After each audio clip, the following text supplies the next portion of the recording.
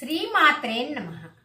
బమ్మెర పోతన గారి మహాభాగవతంలోని అష్టమ స్కందంలోని ఒక పద్యాన్ని గురించి మనం తెలుసుకుందాం. ఇది గజేంద్ర మోక్షంలో ఉన్నటువంటిదన్నమాట. ఈ గజేంద్రుడు తన యొక్క బాధను వ్యక్తం చేస్తూ స్వామివారిని తలుస్తూ ఉన్నారు.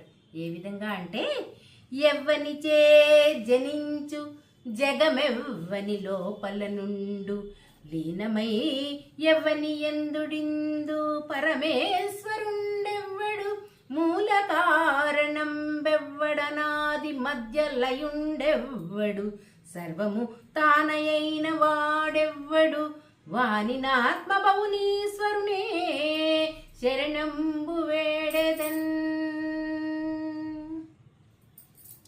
ఏం చెప్తున్నారు అంటే, ఇక్కడ గజేంద్రుడు తన బాధని ఏ విధంగా వ్యక్తం చేస్తుంది అంటే, స్వామి వారిని మెచ్చుకుంటుందన్నమాట. ఎన్నో వేల సంవత్సరాలు ముసలి ఆ గజేంద్రుడి యొక్క కాలును పట్టి బందీ చేసేసింది. ఆ బాధను నుండి విముక్తురాలు కావడం కోసం అనేక విధాలుగా ప్రయత్నం చేసింది గజం.